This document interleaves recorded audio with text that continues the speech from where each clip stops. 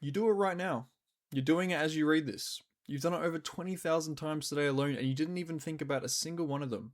But here's the thing, the way you breathe, the way almost everyone you know breathes, is wrong. Not slightly off, not a little inefficient, catastrophically, measurably, provably wrong. And the consequences have been building inside your body for years. Take a breath right now. Notice what moves. If your chest rises, if your shoulders lift even slightly, your body just ran a stress response. Not because anything is wrong, not because you're afraid, simply because of the way you drew air into your lungs. Your nervous system receives a signal and it responded. That happens hundreds of times per hour for most people in the modern world, and most of them have no idea. Breathing feels automatic, it feels like something your body just handles, and in one sense that's true. The brainstream regulates the basic rhythm. You don't have to remember the way you breathe, the way you have to drink water. But automatic doesn't mean optimal. And the pattern your body defaulted to, the one shaped by office chairs and anxiety and a world that never stops demanding your attention, that pattern is quietly reshaping everything from your sleep to your heart rate to the actual architecture of your face. Now that last part sounds insane, I know, but stay with me. James Nestor spent years researching the science of breathing for his book Breath, published in 2020, which is a great book by the way. He went through the medical literature, dug into centuries-old texts, and deliberately plugged his nose for 10 days as part of a Stanford University study. What he found was not what he expected. The science was older than he thought, stranger than he imagined, and almost completely absent from modern medicine. Doctors weren't taught it, dentists weren't connecting it, and the result was a population breathing in a way that would have been unrecognizable to their great-grandparents. Here's where it starts. You breathe through your mouth, not always, maybe not even most of the time, but enough. Enough during sleep, enough during stress, enough during exercise that your body has shifted its default. And that shift has a cost. Your nose is not just a passageway, it is a processing system. Air entering through the nose gets warmed, filtered, humidified. Nitric oxide, a molecule that dilates blood vessels and improves oxygen exchange in the lungs, gets produced in the nasal sinuses and carried into the bloodstream with every nasal breath. Mouth breathing delivers none of that. It sends raw, unprocessed air directly into the airway, bypassing the entire filtration and preparation system your body spent millions of years refining. Patrick McKeown, a researcher who has studied the buteyko breathing method for over 2 decades, calls mouth breathing a chronic low-grade stressor on the body. Not dramatic, not acute, just constant, a background noise your system never fully quiets.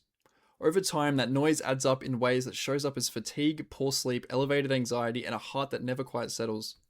Think about what happens when you are genuinely afraid. Your breathing rate rises, your breath gets shallower, your chest takes over, your mouth opens. The pattern is encoded in your body as a distress signal. Every time you breathe that way, even when you're just sitting at your desk, even when nothing is wrong, you are sending your nervous system a message. The message says, something is wrong. Your nervous system believes you. It doesn't stop to ask why. Cortisol ticks upward, heart rate variability drops, your immune system enters a low-level defensive posture. And then the moment passes, you breathe that way again and the cycle continues, hundreds of times a day. Now go further back, before the desk, before the city, before the building you're in right now. Your ancestors, the ones who lived 100,000 years ago, hunting across open grasslands in what is now East Africa. Those people breathe differently than you do. The evidence isn't just theoretical. It's sitting in museum display cases around the world. Skulls from pre-agricultural humans show wide nasal passages, broad jaws, straight teeth with no crowding, airways built for efficient nasal breathing from birth. The skulls of modern humans tell a very different story. Narrower palates, smaller nasal passages, crowded teeth, deviated septums at epidemic rates. These are not genetic failures. They are developmental responses to a change in environment. Dr. Sandra Kahn, an orthodontist, and Dr. Paul Ehrlich, an evolutionary biologist at Stanford, wrote an entire book on this phenomenon called Jaws. Their argument is precise and uncomfortable. The modern human face is literally shrinking, not over millennia, over centuries, in some respects over a single lifetime. The jaw doesn't fully develop without the mechanical pressure of chewing tough food. The palate doesn't widen without nasal breathing during childhood. When those inputs disappear, when children eat soft processed food and breathe through their mouths, the face develops differently. The airway narrows, sleep apnea rates climb. The cycle deepens from one generation to the next. You might be living inside that cycle right now. Think about the last time you slept badly. You woke up tired, you felt foggy, you reached for coffee before your eyes were fully open, and somewhere in the night, while you were unconscious and unable to correct anything, your mouth was open. You were sending low-level distress signals into your sleeping body, and your body was doing its best to manage them. And the restorative sleep you needed was fractured in ways you couldn't feel in the moment, but absolutely felt in the morning. There is a rate at which breathing becomes optimal, not instinctive, optimal. Researchers studying heart rate variability and respiratory sinus arrhythmia have converged on a specific number, roughly 5.5 breaths per minute. That is dramatically slower than almost anyone breathes naturally. The average person takes between 12 and 20 breaths per minute at rest. At 5.5, something measurable shifts. Heart rate variability improves significantly, blood pressure drops, the two branches of the autonomic nervous system, the sympathetic and the parasympathetic, the gas pedal and the brake, come into a balance the body rarely gets to experience in modern life. Now, this pattern shows up in places that have nothing to do with each other. Catholic monks reciting the Ave Maria at a specific liturgical cadence, Hindu practitioners chanting Om at a metered rhythm, Buddhist prayer cycles measured in beads. These practices developed in complete isolation across different continents and centuries all arrive at the same breathing rate. Not because someone ran a clinical trial, because the practitioners noticed, over generations of quiet observation, that something changed when they slowed down. Something calmed, something opened, something in the body said yes. They were right. They just didn't have the language for what was happening neurologically. Dr. Herbert Benson at Harvard studied what he called the relaxation response in the 1970s, a measurable, reproducible psychological state that could be deliberately triggered through slow, rhythmic breathing. His work showed this state was the direct neurological counterpart to the fight or flight response. Not a vague feeling of calm, a specific quantifiable shift in the body's chemistry.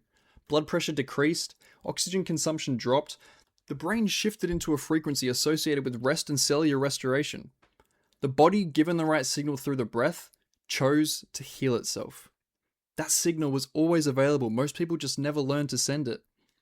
Here is what makes this stranger than it first appears. You cannot consciously control your heart rate. You cannot tell your digestion to slow down. You cannot consciously instruct your immune system to stand down from alert, but you can control your breath. And your breath is also the only automatic function in your body that is also fully voluntary. It is a two-way door between your conscious mind and your automatic nervous system. Every slow, deliberate exhale you take sends a direct signal down to the vagus nerve, a nerve that runs from your brainstream all the way to your gut, regulating heart rate, immune response, digestion, and mood. You have been walking past that door every single day of your life. Most people never open it. And this is where it comes back to you right now. You are 20,000 breaths into today, you will take another 20,000 tomorrow. Most of them will be chest-driven, slightly too fast, barely noticed, sending signals you never meant to send. Or they won't. That part is actually up to you, which is a strange thing to realize, because almost nothing about your biology is. Your ancestors didn't think about breathing. They didn't need to. The way they lived, the food they chose, the distances they walked, the pace at which they existed in the world, built the right pattern in without effort or intention. You don't live that way. The pattern didn't build in, but the mechanism is still there, unchanged, waiting in the same brain stream and the same vagus nerve and the same nasal passages that have been part of this body for 100,000 years. Tonight, at some point, you'll breathe them through your mouth without thinking about it. You always do. But now you know what that breath is saying to your body.